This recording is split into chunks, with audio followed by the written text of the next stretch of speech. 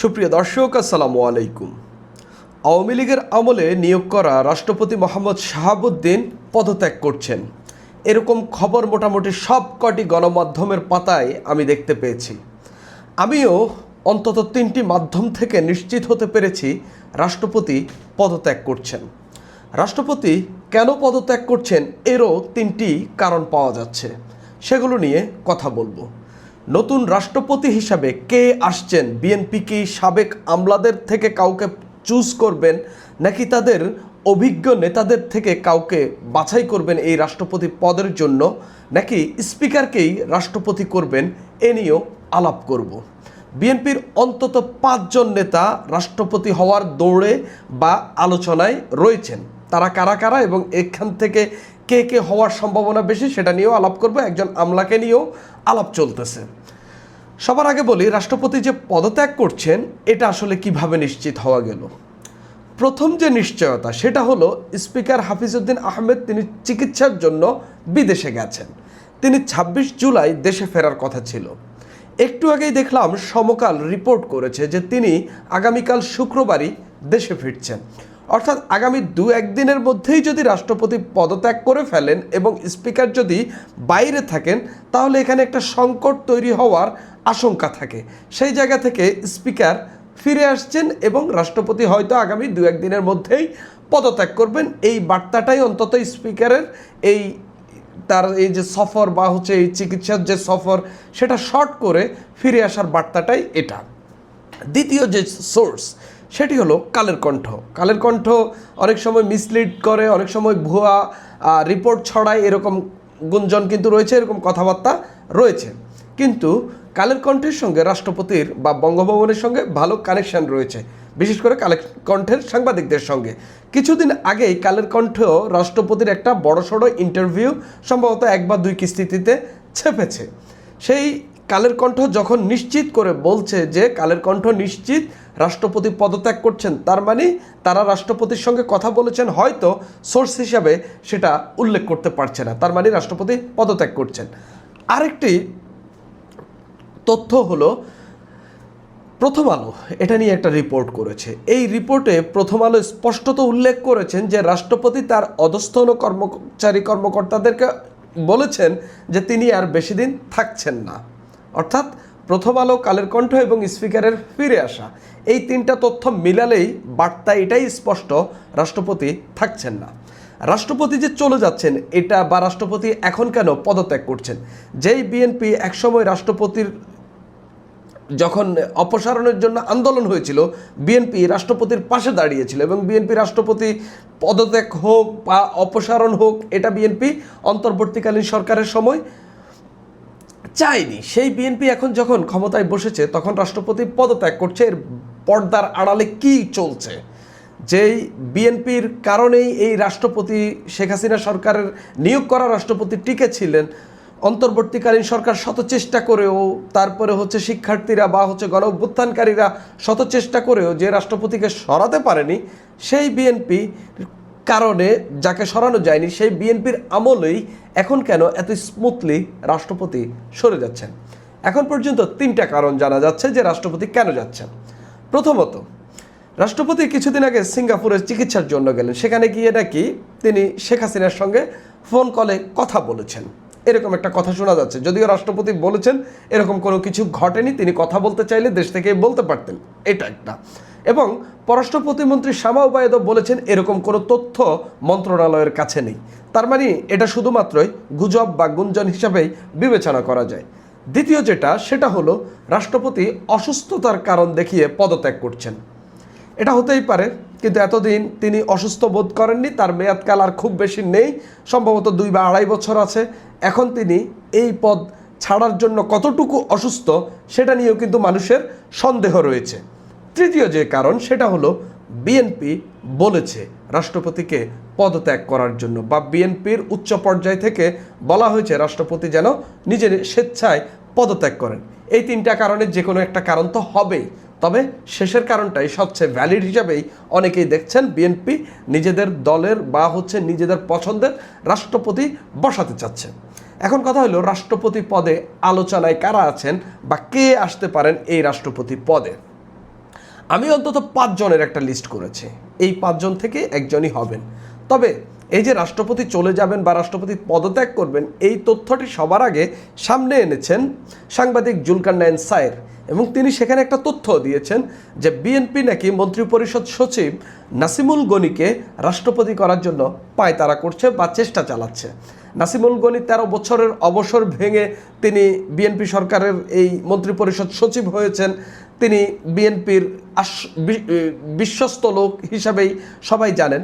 তবে আমি মনে করি না বিএনপি 2002 সালে যে ভুল করেছে, যে একজন আমলাকে রাষ্ট্রপতি করার যে ভুল, সেই ভুল এখন আবার করবে। নাসিমুল গনি হয়তো আলোচনায় আছেন, হয়তো বিএনপি আলোচনা চালাচ্ছে এটা নিয়ে, কিন্তু আমার কাছে মনে হয় না যে কোনো সাবেক আমলাকে বিএনপি রাষ্ট্রপতির পদের জন্য বাছাই করবে। এটা আমার জায়গা থেকে আমি মোটামুটি নিশ্চিত। এটা যদি আপনি বলেন যে কেন আপনি মনে করেন না, এর অন্যতম কারণ হলো সবার আগেই যদি একজন সাবেক আমলাকে বিএনপি রাষ্ট্রপতি হিসাবে বিবেচনা করে বা রাষ্ট্রপতি পদে নিয়োগ দেয় বা রাষ্ট্রপতির জন্য সিলেক্ট করে, সেই জায়গা থেকে আলোচনা উঠবে বিএনপি কেন তাদের দলের রাজনীতিকদেরকে, অভিজ্ঞদেরকে বাদ রেখে একজন আমলার কাছে গেল বা একজন আমলার দিকে যেতে বাধ্য হলো। এবং বিএনপি এই জায়গায় এই ভুলটা করবে না, কারণ আমলারা কোন দিকে যায়, কোন দিকে কার সঙ্গে কী কানেকশন আছে বিএনপি জানে না।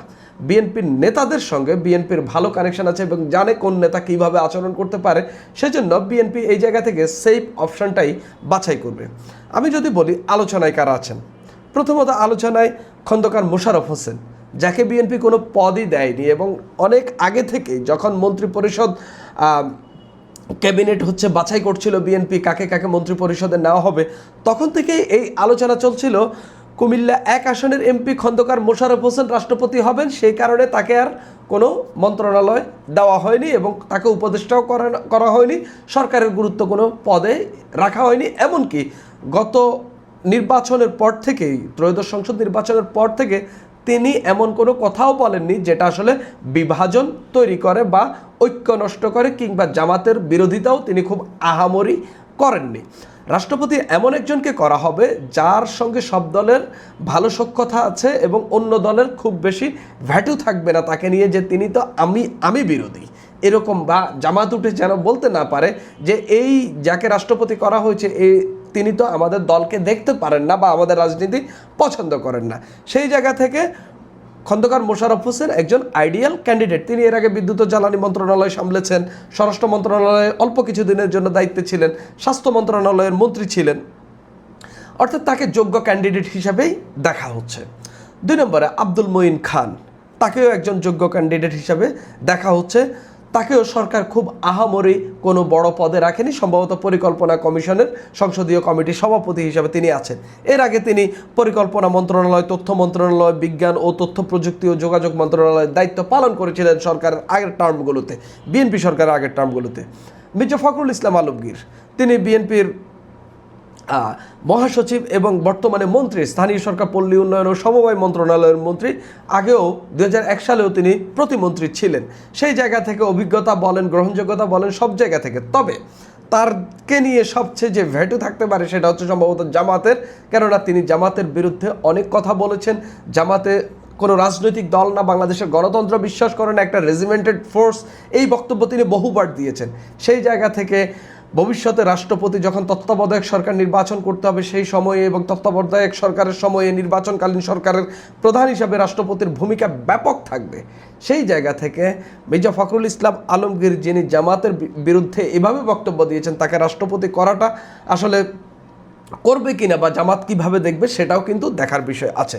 নজরুল ইসলাম খান বিএনপি স্থায়ী কমিটির সদস্য এবং একজন রাজনীতি পোয়েট বলা যায় যাকে, তাকেও বিবেচনা করা হচ্ছে এবং স্পিকার হাফিজ উদ্দিন আহমেদ, তাকেও রাষ্ট্রপতি করা হতে পারে এরকম আলোচনা চলছে। আপনি যদি বিএনপি সরকারের ঘটনাগুলো দেখেন গত 5 মাসে, খুব বেশি মিলেনি। বিএনপি, আমরা যা স্পেকুলেট করেছিলাম, BNP out of the box চিন্তা করেছে। যেমন হাফিজ উদ্দিন আহমেদ যে স্পিকার হবেন এটা কতজন ভেবেছেন? যদিও আমি আমার একটা ভিডিওতে বলেছিলাম যে হচ্ছে তিনি স্পিকার হতে পারেন, প্রথম আলো এই টাইপের একটা রিপোর্ট করেছে।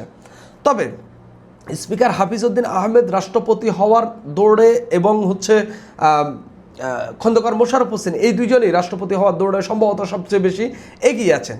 স্পিকার হাফিজ উদ্দিন আহমেদ সংসদে গত 5.5 মাসে যে ক্যালিবার দেখিয়েছেন, যেভাবে তিনি সবার সঙ্গে সখ্যতা তৈরি করেছেন এবং সবাই তাকে যেভাবে গ্রহণ করেছেন, তিনি আসলে একটি ঐক্যের প্রতীক হতে পারেন এবং তিনি তার বিএনপির নেতাদেরকেও অনেককে কিভাবে শাসিয়েছেন এবং কিভাবে কারো সঙ্গে আচরণ করেছেন, কথা বলেছেন, সেটাও কিন্তু বাংলাদেশের মানুষ দেখেছে এবং তিনি তার জায়গা থেকে বিন্দুমাত্র কাউকে ছাড় দেননি।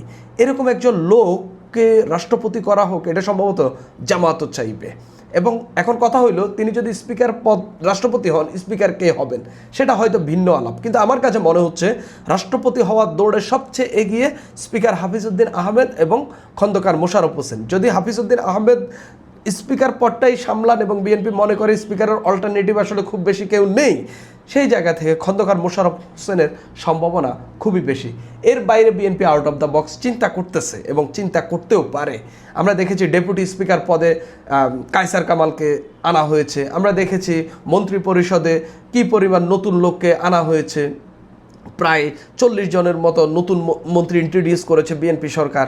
যারা যারা মন্ত্রী হওয়ার কথা ছিল তাদের অনেকেই আমরা দেখিনি। সেই জায়গা থেকে বিএনপি এখানেও হয়তো একটা চমক দেখাইতে পারে, কিন্তু চমক যদি না দেখায়, সেই জায়গা থেকে বিএনপির এই যে 5 জন, এই 5 জন থেকেই বিএনপি একজনকে বাছাই করবে বলে আমার কাছে মনে হচ্ছে। সুপ্রিয় দর্শক, এখন এই পর্যন্তই।